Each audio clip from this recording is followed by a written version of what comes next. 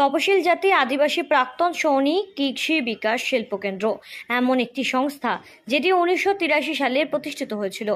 জন্মলগ্ন থেকেই এই সংস্থার প্রাথমিকভাবে লক্ষ্য ছিল সমাজের শিক্ষা ব্যবস্থা, শিল্প এবং সংস্কৃতি সহ জল, কৃষি, সংখ্যালঘু, লিঙ্গ আবাসন, খেলাধুলোর ক্ষেত্রে কাজ করা।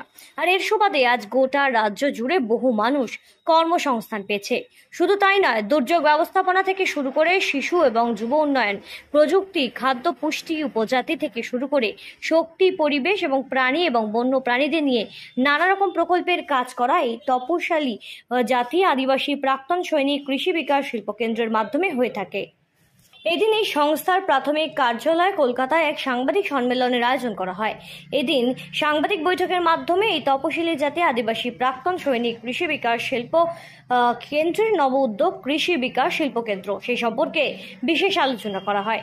এই তপশিলি জাতি আদিবাসী প্রাক্তন সৈনিক কৃষি বিকাশ শিল্পকেন্দ্র নামে এই সংস্থার সদস্যদের উপস্থিতিতে তপশিলি জাতি আদিবাসী প্রাক্তন সৈনিকদের নিয়ে গঠিত এই কৃষি বিকাশ শিল্পকেন্দ্রের বিকশিত ভারত প্রকল্পের নতুন দিশা ঘোষণা করেন সংগঠনের সম্পাদক সৌমেন কোলে।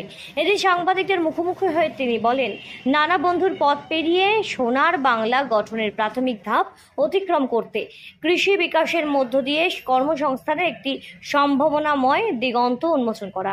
ইতিমধ্যেই সংগঠন কেন্দ্রীয় সরকারের ট্রাইবাল অ্যাফেয়ার্স ডিপার্টমেন্টের স্বীকৃতি মিলেছে গত বছর। তবে বর্তমানে বৈদেশিক বাজারে প্রবল চাহিদা পূরণে কাঁকড়া এবং চিংড়ি সম্পূর্ণ জৈব উপায়ে চাষ সহ 5টি মূলত প্রকল্প দিল্লি সংশ্লিষ্ট বিভাগে জমা দেওয়া হয়েছে।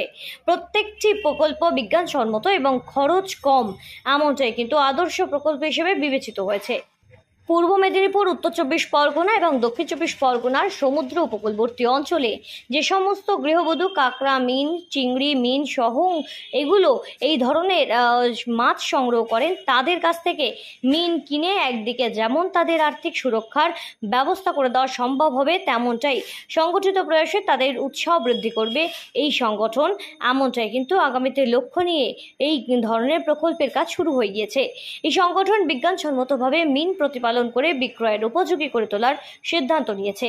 সঙ্গে থাকছে শিঙি মাছ, হাঁস প্রতিপালনও।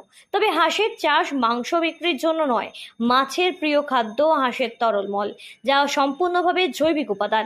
কারণ হাঁসের খাদ্য গুগলি, হাঁসের ডিমের খোল সাদা এবং হলুদ অংশ আলাদা আলাদা ভাবে সেগুলোকে সংগ্রহ করে প্রক্রিয়ার মাধ্যমে গুঁড়ো করে পুকুরে মাছে খাদ্য হিসেবে প্রয়োগ করা হবে। আর এই সম্পূর্ণ ব্যবস্থাপনাটা আশা করা যাচ্ছে আগামী সেপ্টেম্বর মাস থেকেই চলতি বছরই শুরু হয়ে যাবে। আর এরই প্রস্তুতি নিয়ে এদিন সাংবাদিক বৈঠকের মাধ্যমে ভবিষ্যতে বিদেশে চিংড়ি এবং কাঁকড়া রপ্তানি করা ছাড়াও স্বাস্থ্যকর নানা রকমের মাছ যেমন শিঙি দেশের বাজারে বিপণনের ব্যবস্থাও করা হবে।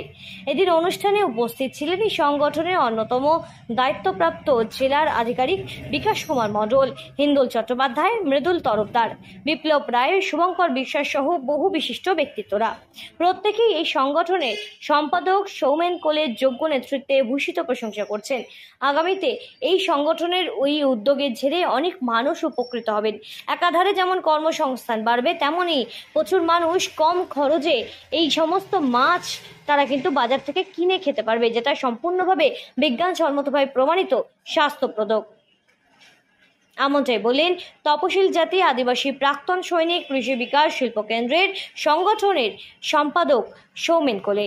একটা পার্ট হচ্ছে ফিশারি, অর্থাৎ মৎস্যকে নিয়ে বা মাছকে নিয়ে, মাছ চাষকে নিয়ে যেটা আমাদের যোজনা বা আমাদের পরিকল্পনার মধ্যে আছে, সেই পরিকল্পনার মধ্যে আমাদের সংস্থার পক্ষ থেকে ভারত সরকারের NSDCর মাধ্যমে যে প্রত্যেক মাসে একটা করে ট্রেনিং হয় 20 জন করে নিয়ে, সেই 20 জনের টিমে আমাদের এপ্রিল মাসের 22 তারিখ থেকে একটা ট্রেনিং শুরু হয়েছিল, যেখানে 20 জনের মধ্যে আমাদের সংস্থা থেকে 10 জন এবং পরবর্তীকালে জুন মাসের 2 তারিখ থেকে জুন মাসের 28 তারিখ পর্যন্ত আরও একটি ব্যাচে 7 জন ট্রেনিং করে এসছে। যার ফলে আমাদের সংস্থার এই ট্রেনিং যারা করে এসছে তাদের মাধ্যমে সংস্থার অনেক আয় উন্নতি হবে এবং ডেভেলপমেন্টের কাজ হবে, সেটাকে সামনে রেখে করা হয়েছিল আজকের এই কনফারেন্স। আর তার পাশাপাশি সংস্থার সাথে যারা যুক্ত আছে প্রায় 10,000 আমাদের কর্মী, যারা দীর্ঘ বছর ধরে সংস্থায় যুক্ত ছিল, তারাও কিন্তু অর্থনৈতিকভাবে কিন্তু স্বাবলম্বী হওয়া শুরু করেছে। এটা মার্চ মাস 2024 থেকে শুরু হয়েছে এবং আমাদের টার্গেট আছে সেপ্টেম্বর 2024 পর্যন্ত যারা অ্যাক্টিভভাবে সংস্থার সাথে যুক্ত আছে তাদেরকে প্রত্যেককেই এই অর্থনৈতিক সুবিধার আওতায় নিয়ে চলে আসার জন্য, এটাই আমাদের আজকে মূল বক্তব্য ছিল। চাইছি না, all Bengal, all Bengal, all Bengal. ফিশারির ওপর যেটা হয়েছে, এটা দুটো পার্ট আছে, একটা মিঠা জল, একটা লবণাক্ত জল। লবণাক্ত জলের জন্য আমরা পূর্ব মেদিনীপুরে একটা পোর্শন আর উত্তর চব্বিশ পরগনা, দক্ষিণ চব্বিশ পরগনা আমরা চিহ্নিতকরণ করেছি।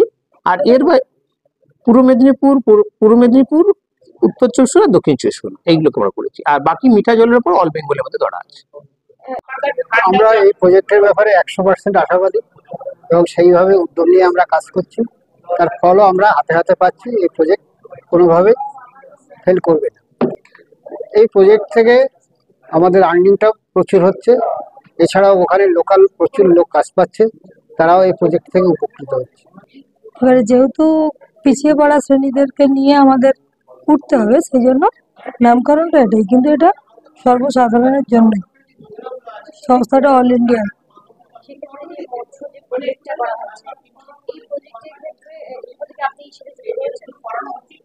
হ্যাঁ, আমি ট্রেনিং এ যাইনি, থার্ড ফেজে ট্রেনিং এ হয়তো যাব।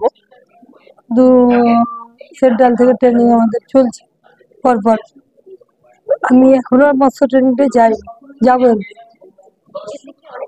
কলকাতা থেকে সৃঞ্চি রিপোর্টারের রিপোর্ট, সঠিক বার্তা।